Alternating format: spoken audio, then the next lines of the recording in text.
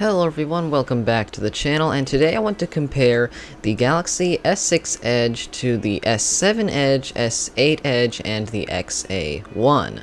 Because I have the phone on hand right now, so why don't I go ahead and compare it to 2017 and see if it holds up to the tasks you guys have to do every day. First of all, let's go over the S6 Edge's looks. The S6 Edge looks sleek and nice overall. The rear glass makes it very reflective, and overall you don't have to worry about your device not looking as good as the people around you. And even better is that if you drop some dbrand skins on it, it looks awesome. So now let's get on to these benchmarks, because really there's nothing too much to say about the looks, because I mean, really, just looking at this phone, all you can say is it looks good. That's about all you can say. So, let's move on to the benchmarks. The S6 scoring a good 51,400, while the similarly priced XA1 is getting a little more, hitting 60,666. The S7 and S8 Samsung devices are hitting almost twice as much as the S6, hitting 134,828 and 172,329 in this benchmark. Very good so far. I'm not going to test a lot of things here, by the way, but here we have our last benchmark, that is Geekbench 4. The S6 Edge is scoring 1,228 on its single-core performance, while the XA1 is only getting 817, totally knocking the XA1 out of the question of a buying choice. Next, the S7 and S8 are both getting about twice the performance once again in single-core and multi-core benchmarks.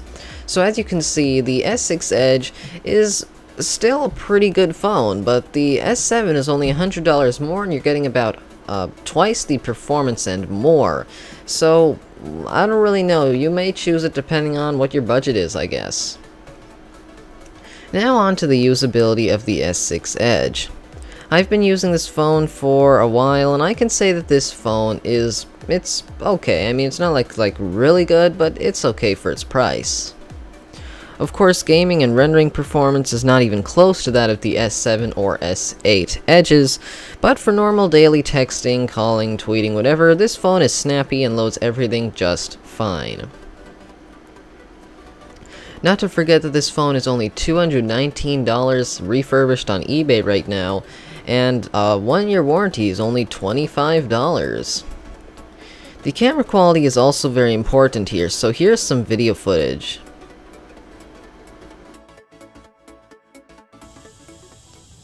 Okay, this is a microphone test of the S6 Edge's camera.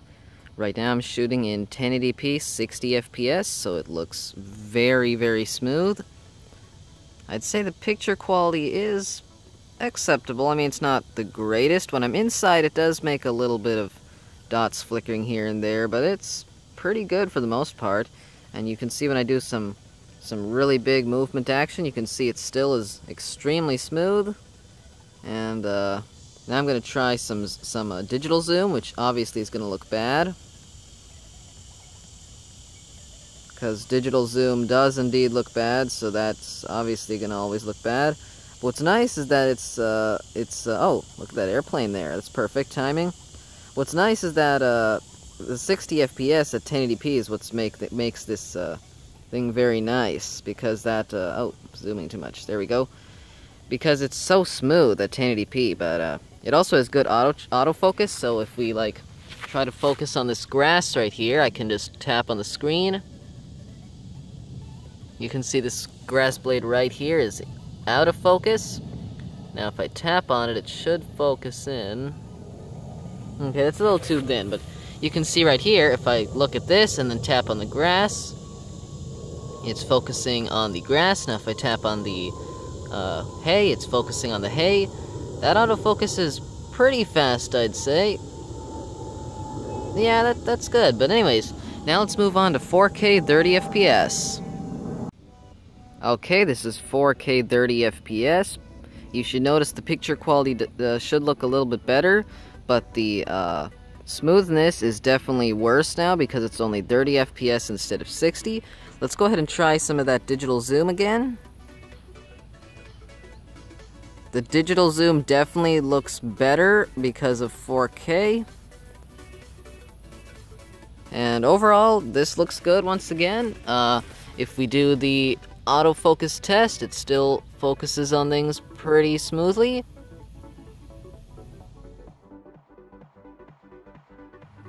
Okay, now this is the front-facing camera.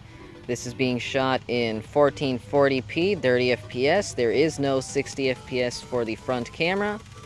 But still, this is a pretty good front camera. Everything looks fine. Once again, autofocus is all fine and all that, so that's it for the video tests. And here's some pictures.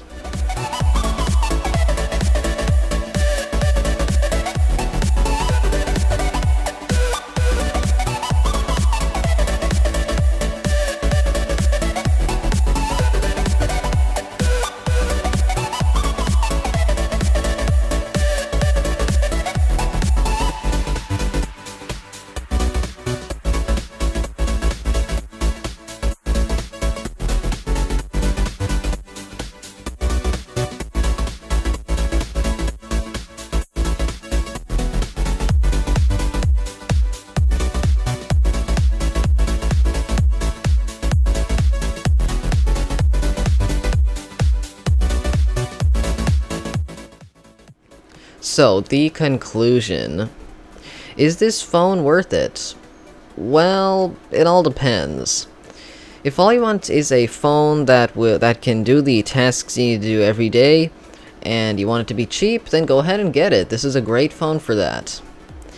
If you do buy it, then if you are going to buy this phone though, you should make sure you get one used or refurbished from a good manufacturer with a good 1-year warranty, because some of these S6 Edge phones have a problem where the power and home buttons just totally stop working. But anyways, if you have a little bit more to spend on a phone, I would say you should get the S7 Edge or something like the Honor X6, because those phones are only about $130 more, and they're more than twice the performance. So anyways, I hope you all enjoyed this video, and if you did, rate this video. Otherwise, I hope you guys subscribed, and I'll see you in the next video. If you have any suggestions, post them in the comments down below. If you own one of these phones, tell me that in the comments down below also. And I'd also like to give a shout out to Burst for sending me the benchmarks for his XA1, so thanks to him, and thanks to Rival Reviews for sending me some footage of the S8 and S7 Edge. That's pretty much it, so I'll see you all in the next video. Bye.